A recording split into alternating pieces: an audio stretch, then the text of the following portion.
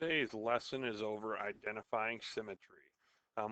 For 9.6, 9.7, included with this will be dilation and scalar multiplication, that last transformation we haven't dealt with yet. So identifying symmetry, there's two types. There's line symmetry and rotational symmetry. First, line symmetry is where if we use a line, we can cut the diagram precisely in half so that that line, if it was reflected, the one half would reflect onto the other half. So for example, if I drew one of those lines in this diagram and flipped the pentagon onto itself, right, one half onto the other, those would match up perfectly. It is not about just cutting in half. What if I like did 50%, something like this? This wouldn't reflect quite exactly onto what I had, right? So first one is correct. Usually we're going to go through the vertices on a shape with an odd number, especially if it's regular. So these, for example, are some of the lines of reflection so far. And if I do it perfectly right, they'll all have like the same intersection, a little off, but pretty close, and then count how many lines. So I typically do arrows so that I can count and not end up being duplicating, but we got 1, 2, 3, 4, 5 lines of symmetry on that example. We've got two more examples. If you feel pretty good from the first one, you can pause the video and do these on your own. I'll give you a second or two to do that. And the answers here are going to be, right, this is a hexagon. If it's a regular hexagon, we should have 6 sides. I'm already goofing up here. I'm trying to be too perfectionist here, but this case, right, our first line cuts it in half where we kind of have two house-looking shapes that'll flip over on each other. Now this one, we go vertex to vertex, if I'm doing it correct, and that splits it into two quadrilaterals of a trapezoid, right? Trapezoid, trapezoid, it would flip onto each other. So that's going to be how these go, and just continuing through this kind of quickly to get all lines, and every vertex and side should have a line through it. And that looks pretty close. I'm just a little off on one of these, but again, now counting how many there are. 1, 2, 3, 4, 5, 6 lines of rotation on symmetry, pardon me, on that one. Rotation we'll get to in a little bit. And then over here, octagon, we should have 8 if it's a regular one. First line's a little off, but quickly going through those.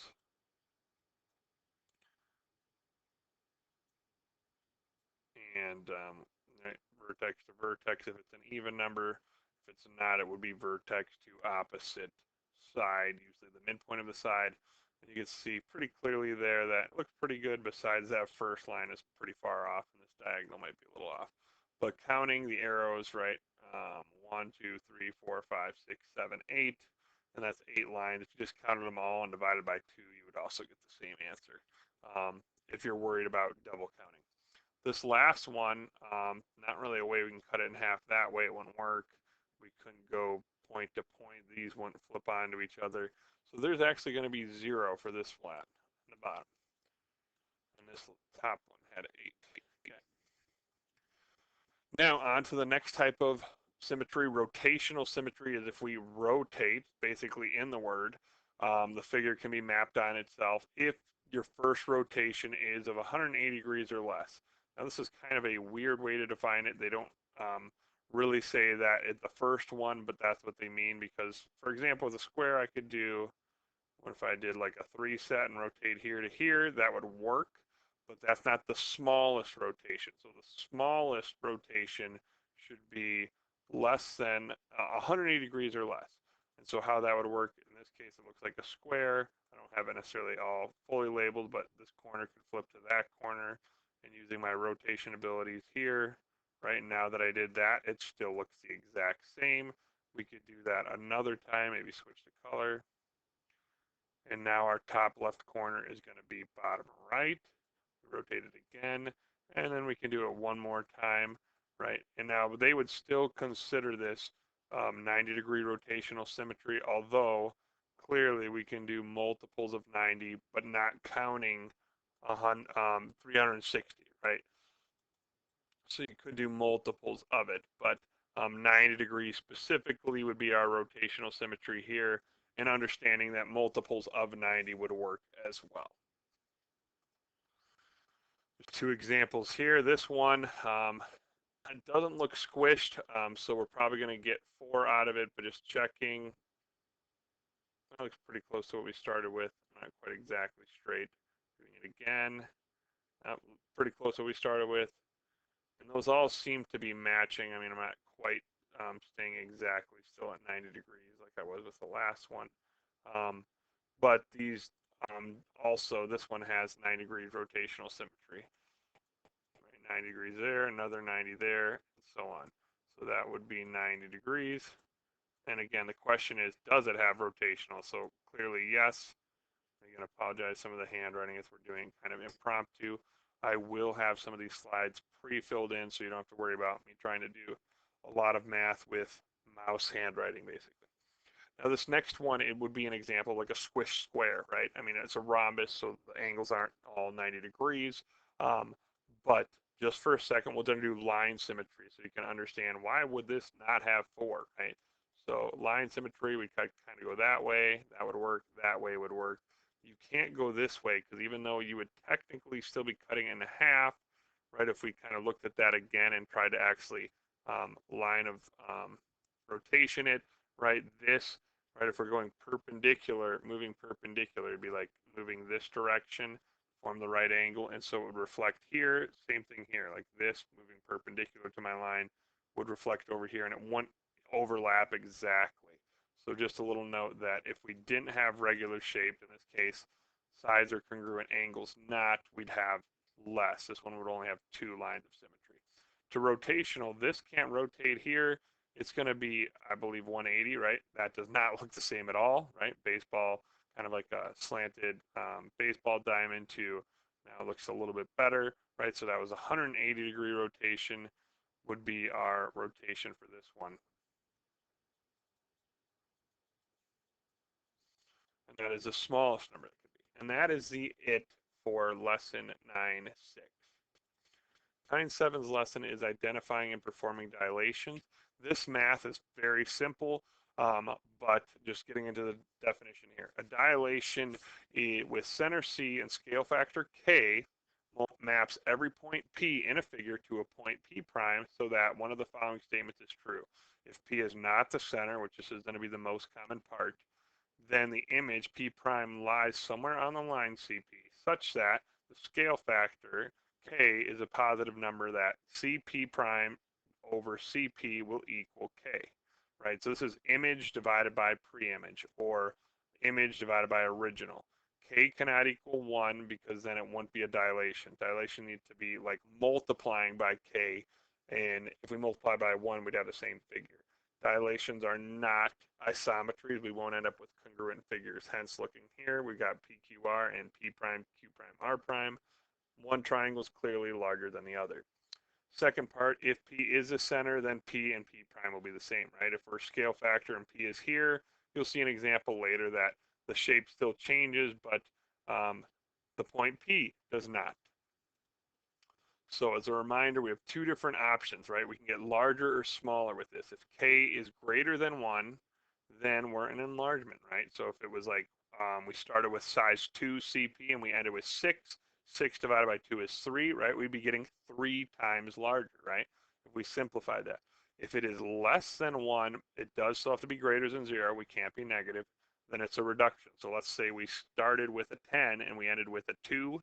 2 over 10 is 1/5, right? We'd be multiplying by 1/5. That would be what our scale factor would be, and that would be a reduction. Now, most of this math has been pre-done. So find the scale factor, tell if the dilation is an enlargement or reduction. So if you look at it, no colors, you can't just think, red over blue. It's not going to work that way. But we do need to remember that P prime, C prime, image over pre-image. I kind of flipped them around this time, but the CP prime, CP, same thing, right? Just remember image over pre-image. So the one that has the prime is in the numerator, the one without is the denominator. And so doing that, CP prime is 12, CP is 8. 12 over 8 will simplify to give us 3/2. Same idea here, CP prime over CP. This time CP prime is 18, CP is 30. So we're going to get 18 over 30, which simplifies, divide by 6, divide by 6 to give us 3/5. And that is a reduction. Last one was an enlargement. Um, yep, don't forget to fill that in. It does say tell if it's an enlargement or reduction. And that's it for these examples. It's pretty straightforward and simple.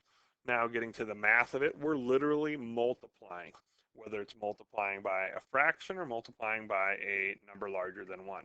So scalar multiplication is one matrix multiplication. That's pretty easy, like addition, subtraction. We're just scaling everything by multiplying each number. Every single number gets that multiplier by the same value. So in this case, this is like a scale factor of 5 on the point 4, 0, 2, 3, 1, negative 5. So it's going to be 5 times 4, 20. 5 times 2, 10. 5 times 1, 5. In that same position. This would technically be your work matrix, but I will not require you to do a work matrix. This math is simple enough that you could just do it and say 20, 10, 5, 0, 15, negative 25, and that is your final points. So using scalars, I'll do this with both matrices and with just kind of our pattern slash math form of doing transformation. But this problem, we're moving quadrilateral KLMN, given points listed there. Using scalar multiplication, we want to find this new KLMN image after a dilation, center at the origin, scale factor of 1/3. So we're kind of skimming along there, but center at the origin is important. We're always going to be centered at the origin, so we can just multiply. If we weren't centered at the origin, it'd be a lot more complicated. So in general, if it doesn't say it, assume it. In this case, right, we're taking this and we're multiplying it by 1/3. So in the math, 1/3 times both x and y values is basically like divide by 3, but we need to make it multiplying. So 1/3 of 6 is 2, 1/3 of negative 6 is negative 2, so we got negative 2, 2, 1/3 of 3 is 1, so 1, 2, 0, 1, and negative 2, 0. These are our points, so we'll look at how does this look in a graph.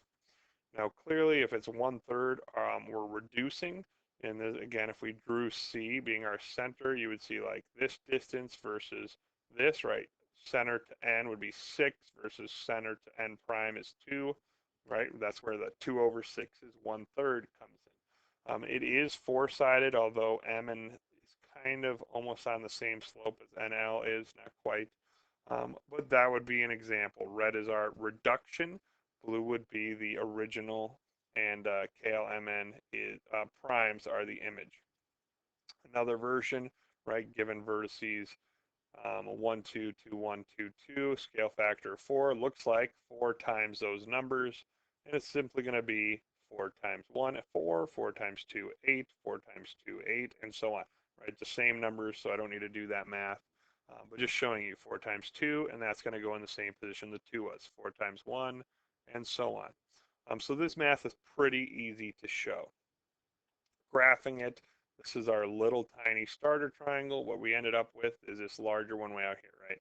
The distance here compared to the distance here should also be where that, CR prime versus CR, and that should also give us the scale factor. You can also notice that the scale factor of this triangle, right? 4, 1. Those would also give you the scale factor. Next, we haven't done a composition of transformation for a whole day, but here in this case, just you might see it blocked off here, but we are doing the same idea, composition of transformation with dilation. Now, I did make sure that you wouldn't be multiplying by, 5 times the number of 6 so that it wouldn't be anywhere on your page. But in this case, we've got these points, negative 5, 1, negative 3, 2, negative 3, 4, adding 5 to the x by moving 5 to the right, 1 down, and we'll get our new image points in purple, and quite purple everything, 0, 0, 2, 1, 2, 3, and then we're multiplying those by 3. Now notice, this is the origin. When you multiply 0 by 3, you get 0, right? And so 3 times xy gives us 0, 0. This is the example of that second part. It doesn't happen often, but here's where it happened. 3 times the origin equals the origin. other points increased. And so seeing this graph, this will show you that kind of overlapping triangles. And this would be a nice example of that we could use to prove, as much as that might sound scary, that these are similar triangles, right? We're sharing the same angles. These lines are parallel, so those must be corresponding angles. But that's just another reminder, these are not isometries. These are similar triangles, so we don't really have a definition for that.